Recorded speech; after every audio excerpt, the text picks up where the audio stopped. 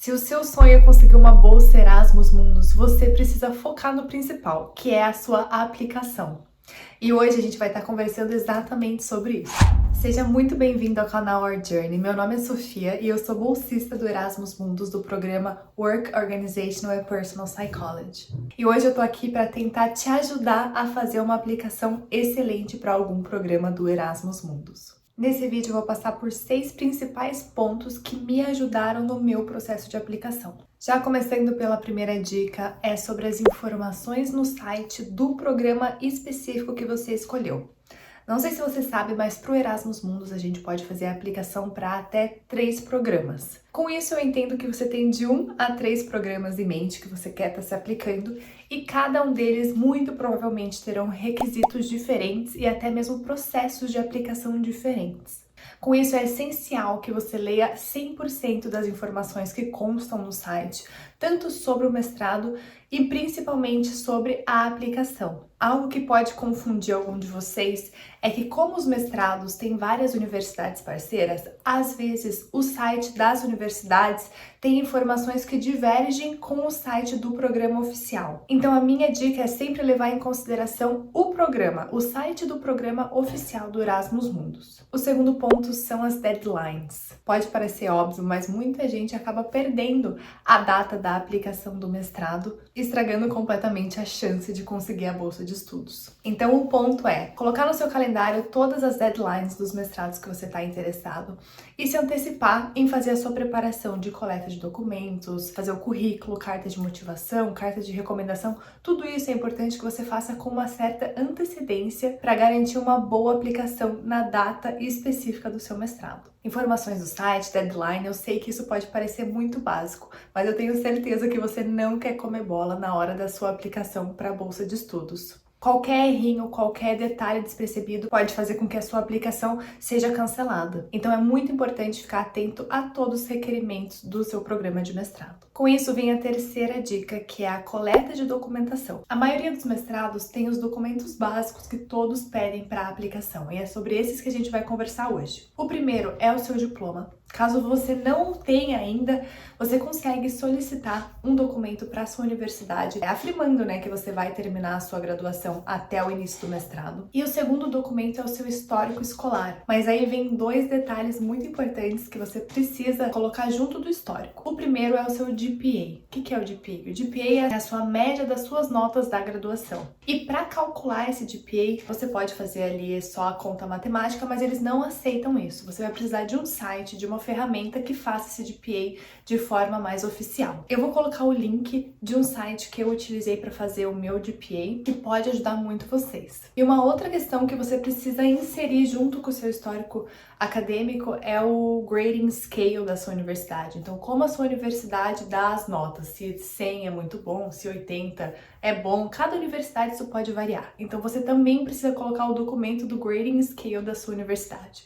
Eu vou colocar aqui alguns exemplos para vocês para ajudar a entender o que é esse grading scale. Além disso, eu reforço a importância de ler os requisitos de cada programa, principalmente nessa hora de coleta de documentos. Tem alguns programas que pedem, por exemplo, um TOEFL para validar o seu inglês, outros programas que podem pedir uma proposta de pesquisa. Então isso varia de acordo com o seu programa e é muito importante que você se mantenha atento aos detalhes. Outra questão importante também é que na hora da aplicação você já tem que colocar todos os documentos juntos. Então, no dia que você for sentar na tua cadeira para fazer a aplicação, tenha certeza que todos os documentos já estão prontos e em perfeito estado. O quarto ponto é sobre o seu currículo. Não há uma regra de como fazer um currículo que a gente aprende na universidade. E para garantir um bom currículo na aplicação para o mestrado, eu recomendo vocês a utilizarem o site Europa Pass, que ele já faz o seu currículo no formato europeu, que eles aceitam aqui na Europa. É um site muito fácil de você utilizar, você só coloca suas informações, ele já monta o seu currículo bonitinho, com foto, tudo perfeito, com a formatação muito boa.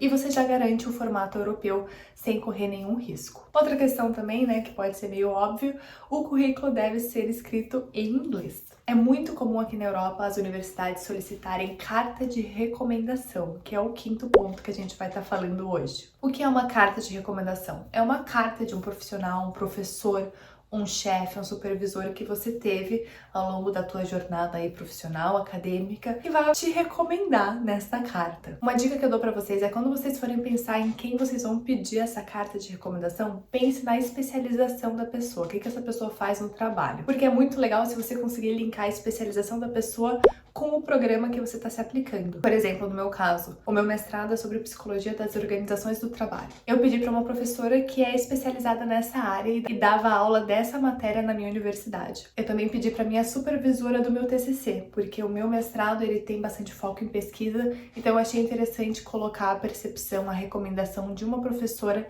que trabalhou comigo na área de pesquisa. E por fim, a mais temida, a carta de motivação. Quando a gente se depara na hora de fazer uma carta de motivação, a gente pode ficar meio perdido. O que é uma carta de motivação? Por onde eu começo? Qual que é a minha motivação de fato? E pode ser difícil começar a escrever essa carta. Aqui eu tenho 4 dicas para a carta de motivação. A primeira delas é entender sobre o seu mestrado para a gente saber qual que é o nível de impessoalidade que essa carta de motivação deve ter.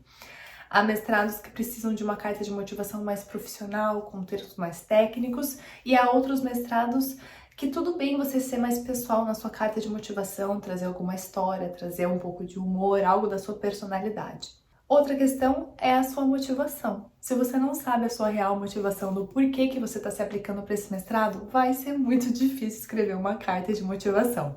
Então, uma dica que eu dou é fazer um brainstorm. Qual que são os meus planos para o futuro? Como que esse mestrado vai me ajudar? Como que eu posso ser um aluno que vai trazer benefícios para o mestrado? Então, pense um pouco sobre a sua história e entender de fato qual é a sua motivação para estar se aplicando para esse mestrado específico. Eu planejo fazer outro vídeo dando mais detalhes sobre como escrever uma carta de motivação, porque acho que é um tema que dá para falar bastante coisa e é um ponto muito importante na aplicação. A outra dica que eu dou aqui bem por cima, no início da carta de motivação, a dica é: traga uma frase que chame a atenção do leitor, que capte a atenção.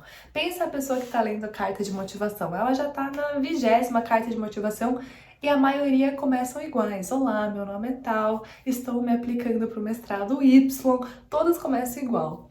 Então a minha dica é: traga um brilho nessa primeira frase que capte a atenção do leitor e que faça ele se interessar pelo que você tem a dizer. E por fim, a minha última dica para a carta de motivação é saber contar a sua história. A forma como você conta a sua história é essencial. Digamos que você tem um estágio que você ficou 3 meses numa empresa. Se você fala isso, eu fiz um estágio de 3 meses na empresa X, é uma coisa. Se você conta o porquê que você entrou nessa empresa, o que você gostava dessa empresa, o que você aprendeu dentro dessa empresa, se você conta como essa experiência te transformou, isso dá outra cara para a tua carta de motivação. E uma outra dica é, se você vai se aplicar para mais de um programa, eu recomendo você não usar a mesma carta de motivação. Você precisa trazer elementos do programa específico que você está se aplicando nessa carta. Você precisa linkar a sua história com o programa. Não faça apenas uma carta para todos os programas e saia distribuindo a mesma. O processo de aplicação pode ser longo, pode ser cheio de detalhes, mas com uma boa organização, com um bom planejamento, eu tenho certeza que você vai conseguir fazer uma excelente aplicação. Espero que alguma dessas dicas tenham te ajudado. Se você gostou desse vídeo, não se esqueça de curtir e também se inscrever no canal. Semanalmente eu tô postando vídeos da minha experiência aqui na Europa como bolsista do Erasmus Mundus. E se você tem alguma dúvida, deixa aqui nos comentários que eu vou tentar te ajudar da melhor forma possível. Obrigada e a gente se vê no próximo vídeo.